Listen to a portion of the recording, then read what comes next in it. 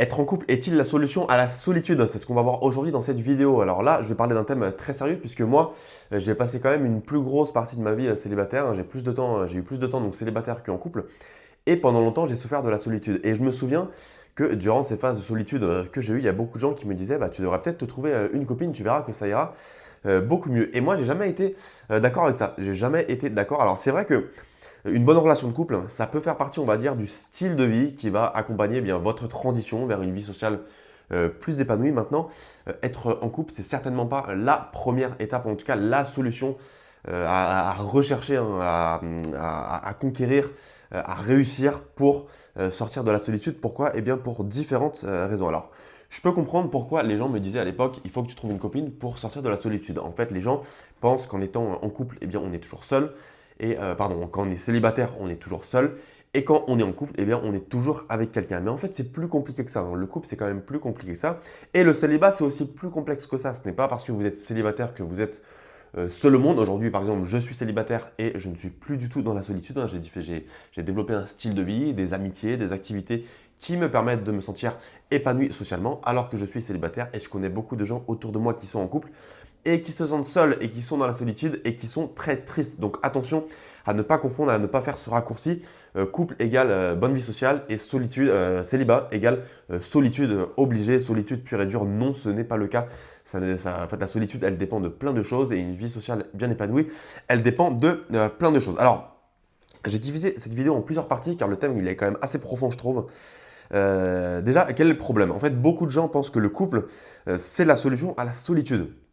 Et c'est la raison pour laquelle je pense que beaucoup de gens n'ont pas forcément une bonne vision du couple, hein. Les gens se disent au moins j'aurai quelqu'un, je serai plus seul le soir, j'aurai une vie sociale, j'aurai quelqu'un près de moi. Et alors je peux comprendre pourquoi, parce que oui, être en couple, ça apporte de la présence, en tout cas ça apporte de la présence physique, encore que hein, les deux partenaires ne sont pas tous les soirs forcément ensemble. Mais le problème pour moi, c'est que en fait le couple, c'est pas vraiment ça qui règle la vraie solitude. En fait, la vérité, c'est que tu peux être en couple et te sentir seul. Autour de moi, je vois beaucoup de gens qui sont en couple et qui se sentent seuls, hein. Il y a plein de couples qui sont de l'extérieur. On a toujours l'impression que les gens en couple, enfin, ont réussi à trouver la bonne personne. Des gens en couple sont très heureux et que les gens célibataires, eh bien, personne ne veut d'eux, que les gens célibataires n'ont pas encore trouvé la bonne personne. Mais sachez que beaucoup de gens en couple sont très tristes et beaucoup de gens célibataires, eh bien, ne recherchent pas quelqu'un ou en tout cas peut-être qu'un jour la bonne personne apparaîtra, mais sont très heureux célibataires et aiment le célibat. Moi, j'aime le célibat. J'ai eu beaucoup plus de temps célibataire dans ma vie qu'en couple, mais vraiment beaucoup plus de temps. Et aujourd'hui, par exemple, je suis très heureux alors que je suis célibataire.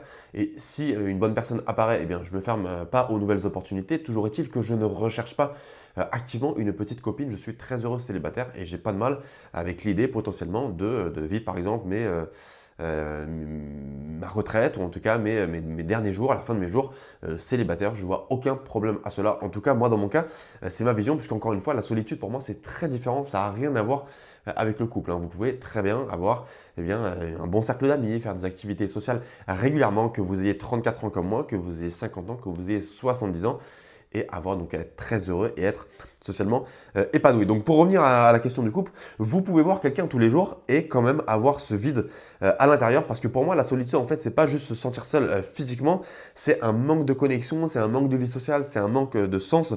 Et si vous mettez tout sur une seule personne pour combler ça, eh bien pour moi vous vous mettez dans ce qu'on peut appeler dans un danger émotionnel. Vous allez dépendre de la personne. Donc je vais en parler dans la partie suivante, hein. J'ai listé trois problèmes qui expliquent pourquoi c'est une mauvaise stratégie que de penser que le couple c'est la solution à la solitude. Mais donc vous l'avez compris, des personnes célibataires peuvent avoir de bonnes connexions, peuvent avoir une vie sociale épanouie, une vie également intime, hein, tout à fait correcte, voire même très intense. Moi, en tout cas, c'est mon cas. Et des personnes en couple qui peuvent eh bien, ne pas avoir de vie sociale, qui peuvent souffrir de leur relation de couple pour différentes raisons, qui peuvent également avoir une vie intime absolument inexistante, hein. Ça arrive dans beaucoup de couples. Mais pour rester sur le thème de la vie sociale, vous le comprenez, être avec quelqu'un, ce n'est pas être épanoui socialement, ce n'est pas forcément avoir une bonne connexion. Oui, il y a des couples mais qui sont très heureux et qui ont une bonne connexion émotionnelle. Ça, c'est super. Par contre, ce n'est pas le cas de tout le monde. Et encore une fois, les gens célibataires peuvent avoir une très bonne de très bonnes connexions, une vie sociale très active sans être en couple. Donc attention à ne pas faire le raccourci. Donc pourquoi est-ce que selon moi, c'est une mauvaise stratégie que de penser que la relation de couple va réduire votre problème de solitude? Alors déjà, vous allez mettre une pression énorme sur votre partenaire, hein, si vous pensez que ce partenaire que vous avez trouvé va résoudre votre dépression liée à la solitude.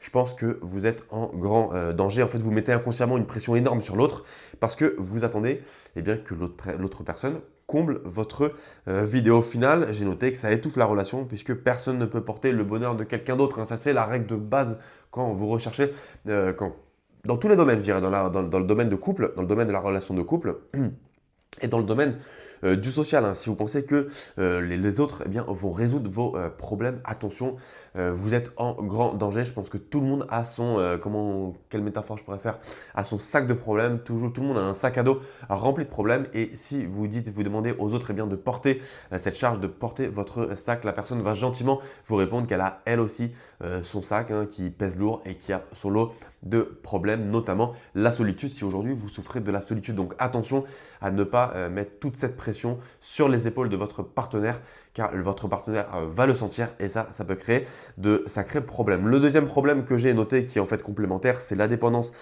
émotionnelle. Je pense que si tu commences à dépendre de cette personne pour te sentir bien, pour te sentir exister, là c'est un gros red flag. En tout cas, moi ce serait un gros red flag si je rencontre quelqu'un qui est comme ça.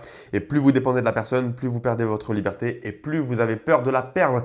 Et ça rend le couple encore moins sain. Si l'autre personne sent que vous avez vous avez très peur de la perdre parce que vous dépendez de votre partenaire pour être heureux et pour ne plus être dans la solitude, bien attention. Là, vous êtes en grand danger. D'ailleurs, je vois beaucoup de couples en général où il y a un déséquilibre entre les deux personnes, hein. Il y a une personne globalement qui va dominer la relation de couple et une personne qui est plus soumise. Et quand la personne soumise dépend de la personne qui domine le couple pour ne plus être dans la solitude, pour se sentir bien socialement parlant, et j'ai pas dit, hein, sur le plan amoureux, j'ai bien dit sur le plan social, lorsqu'il y a un conflit, lorsqu'il y a de l'instabilité dans le couple, je trouve que la personne qui est soumise va se soumettre encore plus par peur de se retrouver seule, par peur que le couple parte en sucette, que l'autre personne termine, donc la personne qui domine termine le couple, et il y a vraiment cette image de la solitude, cette image de la vie seule qui revient pour la personne qui est dominée, que la personne se soumet encore un petit peu plus et ça crée une relation encore plus toxique, autant par la personne qui finit par trop dominer, ce qui est pas sain selon moi en tout cas, pour une relation de couple, que pour la personne évidemment qui est dominée et qui est très triste dans cette relation de couple, mais qui reste peut-être dans cette relation tout simplement car elle ne veut pas être seule et car elle a tellement peur de se retrouver seule, hein. Je connais beaucoup de gens qui se sont retrouvés dans cette situation, hein. Moi quand j'étais plus jeune, je l'ai connu également, hein, donc je critique pas. Je pense qu'on est tous passés par là, on a eu tellement peur de se retrouver seul qu'on prenait des mauvaises décisions en couple, donc voilà. Attention à ne pas dépendre d'une personne, attention à ne pas dépendre de notre partenaire amoureux juste pour se sentir épanoui socialement. Et le troisième problème que j'ai noté, c'est la solitude amplifiée. Évidemment, si la relation ne fonctionne pas, vous vous retrouvez encore plus seul qu'avant car vous avez tout misé sur une personne.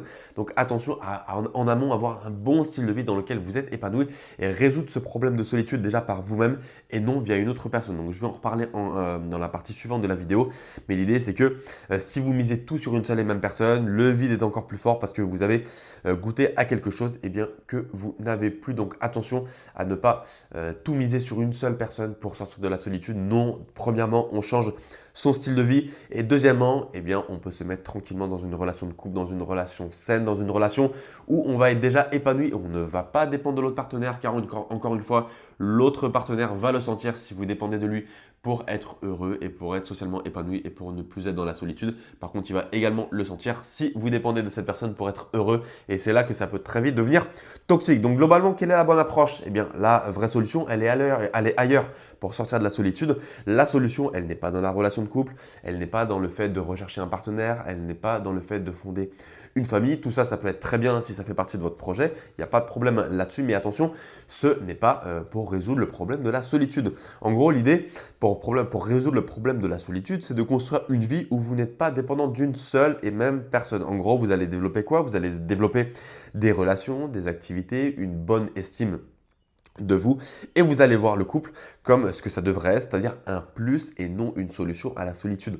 Le couple, c'est quelque chose qui va vous permettre de vivre une nouvelle aventure, d'avoir peut-être une famille, de voyager, de voyager en couple, d'avoir des expériences en couple qui sont évidemment très différentes des expériences quand on voyage seul. Toujours est-il qu'en amont, il faut bien résoudre ce problème de solitude par vous-même en apprenant à déjà aimer votre propre compagnie, en apprenant à passer du temps seul, mais en apprenant également à avoir une bonne vie sociale sans forcément être en couple. Vous pouvez avoir de bons amis, vous pouvez faire des rencontres dans le cadre par exemple d'événements Meetup. Moi à Lisbonne, j'ai créé une communauté Meetup, Lisbonne Social Coffee. J'organise des événements pour tous les gens qui se sentent seuls, mais même pour les gens qui ne se sentent pas seuls, tous les gens qui veulent simplement rencontrer de nouvelles personnes, se faire des amis.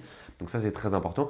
Et également, faites du sport, notamment des sports collectifs. Moi, j'aime beaucoup le foot, mais j'aime beaucoup les clubs de running. Voilà, les clubs de running, c'est idéal. Aujourd'hui, il y en a un paquet dans toutes les grandes villes. Dans Lisbonne, il y en a un paquet. Mais je suis sûr qu'à Paris, à Bruxelles, je sais qu'il y en a beaucoup à New York, etc.